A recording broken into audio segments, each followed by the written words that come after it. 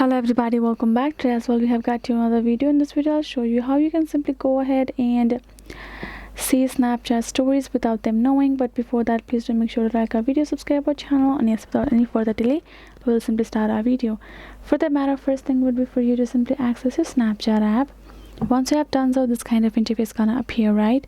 So here in this section, first thing you simply want to go to people's section, and here you're gonna find people and their stories, right? So if you have a particular person whose story you want to view, right? So for that matter, what you have to do, the thing that you can do is you're simply gonna go ahead on top, go and scroll down your status bar and turn off your network connection.